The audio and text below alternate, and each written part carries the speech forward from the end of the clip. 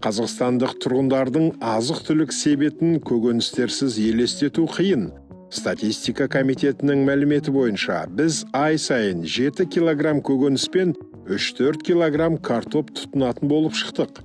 Соңғы жылдары Қазақстанда көкөністермен тең картопты өндіру және сату неғұрлым тиімді мәдениет болып табылады. Картоп өсіру шаруашылықтарының тиімділік деңгейі 50%-тен астам. Жаңа бастаған кәсіпкерге өз бизнесін қалай ұйымдастыруға болады және қанша ақша табуға болады? Талдап көрейік.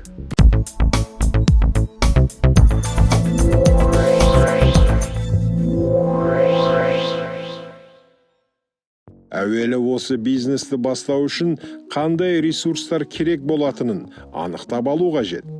Первое – это земля, то есть пашня, где будет воздействовать та или иная культура, первое. Второе – возможности проведения мероприятий агротехнические.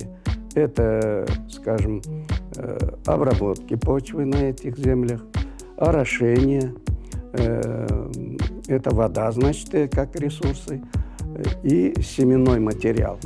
Также техника специальная для выращивания той или иной культуры. Учаске меншікке де, жалға да мерзімді немесе мерзімсіз ресімделуі мүмкін. Бос учаскелер туралы ақпаратты тұрғылықты жердегі жер ресурстары басқармасынан алуға болады. Айтқандай, тәжірибелі көкөніс өсірушілер 5 гектардан бастауға кеңес береді. Жұмыс басталғанға дейін шешілуі қажет екінші мәселе – шаруашылықты техникамен жабдықтау. Егер сіздің учаскеңіз 1 гектардан аз болса, онда қолмен жұмыс істеуге болады және сізге әдеттегі бау-бақша құралдарының жиынтығы қажет болады. Ал 1 гектардан астам егіс алқабында соқасы бар тракторды жалға алуға немесе оны сатып алуға тура келеді. Көкөністерді таңдау мәселесіне көшейік. Көкөністерге картоп, қызылша, қырыққабат, сәбіз, бұрыш және тағы басқалары жатады. Нарықтың молығуынан олардың құны айтарлықтай төмендеуі мүмкін болатын факторды ескеру керек. Бірнеше көкөніс түрлерін өсіру кезінде мұндай тәуекелдер азаяды. Бір учаскеде фермерге 5 түрлі дақылдарды өсіруге болады. Мысалы, сіз картоп өсірмек болдыңыз делік. Тұқымдарды қалай таңдауға болады? Олар қанша тұрады және егуден бастап жинауға дейінгі өсіру кезеңдері қандай?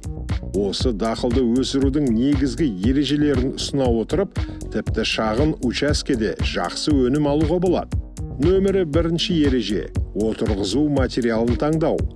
Өсімдік шаруашылығындағы табыстың кепілі – жоғары сапалы тұқым материалы. Төмен сапалы түйнектен көкөніс өсіруге тырыспаңыз. Оныңыз жүзеге аспайды. Тіпті тұрақты түрде тыңайтып, барынша күтім жасасаңыз да ештеңе өнбейді.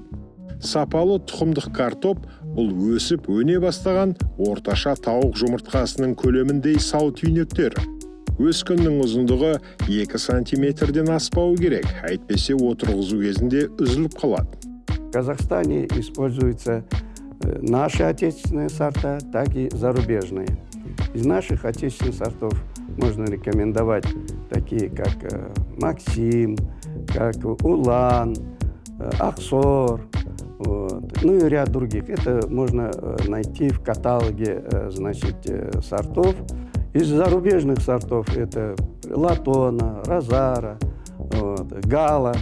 Вообще семенной материал сортируется по фракциям.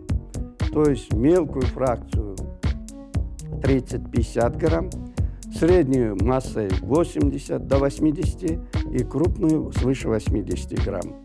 Крупные клубни нарезает на половинки и смешивает с целыми в соотношении 1 к 3. Нестандартные, нетипичные для сорта загнившие, больные клубни, а также примеси удаляет, конечно же.